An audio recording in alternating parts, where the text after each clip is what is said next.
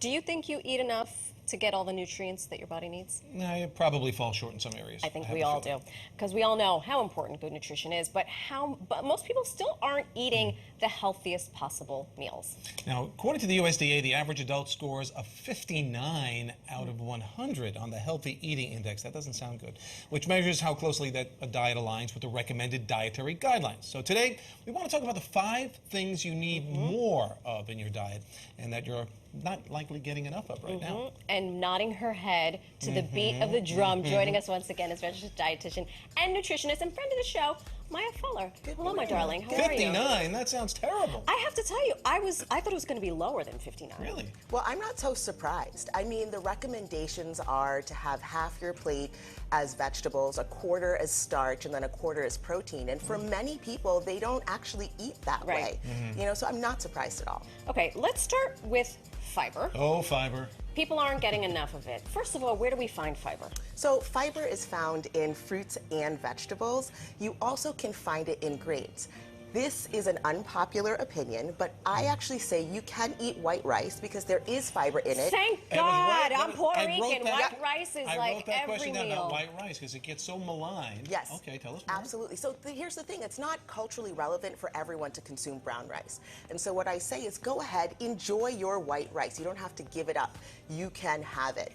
It has a little bit less nutrients in comparison to brown rice, but guess what? It's incredibly tasty. And in many cultures around the world, consumed with beans, vegetables, all wonderfully fiber rich. Okay. With the gandules, you'll be fine. With the gandules. Yes. He's Puerto Rican by association. That's why we keep him around. Exactly. So now we hear a lot about omega-3s. Yeah. Yes. Tell us about that. So omega-3s are really wonderful because they're involved in brain health, eye health, heart health. They're anti-inflammatory in terms of their capabilities. You can find them in things like seafood, nuts, seeds, and if you don't eat seafood, you can supplement, right? Now, does that work equally as well, or it's better always to get it naturally from something you're So, you know, I actually say it depends on the individual. So some people like to take a supplement for their omega-3s. I have some patients who are vegan, and I'll tell them, go ahead, take a vegan supplement, or I'll say you might want to have things like seaweed and increase your nuts and seeds. Do a combination, really whatever works for you. How much omega-3 should we have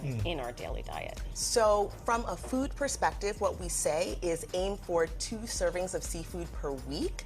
And if you don't eat seafood, you want to make sure that you're having nuts and seeds on a daily basis. And you can also add sea vegetables to your pattern of eating every single day. So throw out an example of, you're saying nuts and seeds. Give me the nuts and seeds by name. Like a fistful of almonds? I'm talking about like chia, flax, walnuts. Those are the real really seeds. yummy ones. Gold star for Castro Yeah, over I here. like that. I happen to like those things too. Yeah. A lot of people don't. Yeah. Well, you can actually add them into breakfast foods. Sometimes you can bake with them. I like to make puddings with them. You know, so there's a lot that you can do with chia and flax to actually make it palatable.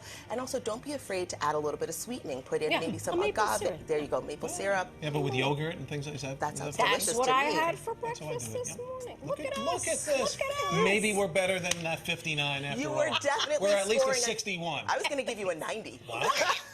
High grader. I like her. What about vitamin D? Oh, yes. So it's interesting. There's so much research showing that so many people in this country are actually vitamin D deficient. And not just folks that live in the Pacific Northwest. That's where exactly there's no right. sunshine. Right. That's true. So one of the things about vitamin D is that we actually synthesize it in our skin, right? So the sun hits our skin and it's made subcutaneously.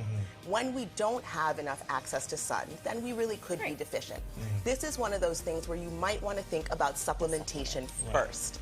The other place where you can find vitamin D, interestingly enough, is in fortified dairy products and egg yolks. Egg yolks. I know. So people are like, I don't want to eat an egg. I'm like, go ahead, have the whole Have the whole egg. thing. Have the whole thing. Now, because my mom, who's in her 80s, has a vitamin D deficiency because she's not dancing in the streets like she used to in the sun anymore. But so she started taking a supplement as well. But, but you can have an egg. In the winter, I take a vitamin D supplement. Oh yeah, And I then take once the sun- 2000. I use every day. Oh, even in the sun, in the summer. Well, with darker skin, it actually makes it harder to synthesize the vitamin D. And Interesting. so I'm so far north, living in New York City, so I actually take a supplement. Now, we hear a lot about magnesium. Yes. Why do we need that and where do we find it? So magnesium is one of those things that actually it's involved in so many systems within the body.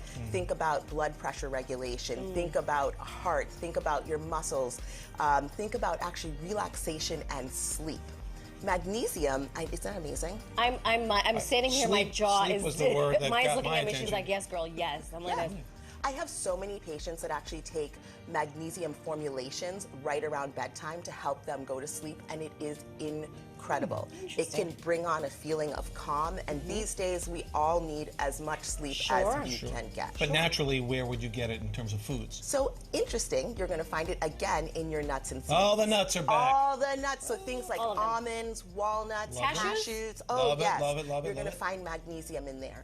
So, I mean, really, if you like nuts and seeds, you're winning all around. phew. You also tell us we're not drinking enough water. Never. This I grasp quickly. Yeah, no, absolutely. I mean, hydration is involved in every single system within the body. Right. Think about synthesizing nutrients. Think about cushioning inside your body. Think about neurotransmitters getting moved all over the place. You need water for that. And so what I say to people is sparkling water if you like it, still water, but also herbal teas, because that can be a fantastic way to hydrate yourself. And I believe the last time you were on this broadcast, we settled the score because one of our producers was like, I get my hydration through coffee. And you said, she's right. Yeah, absolutely. As long as you're not caffeine sensitive, go for it. Have a cup of coffee. It's made with water. Fantastic. Once A again, wealth of knowledge. Thank you so much. Always. Well, thank you Good guys for information. having me. Thank you. So And nice. thanks for the grade of the 90. Yeah. That's going to up my GPA finally around here. Finally. It's been suffering. For more nutrition advice and recipe ideas, you can visit myfellownutrition.com.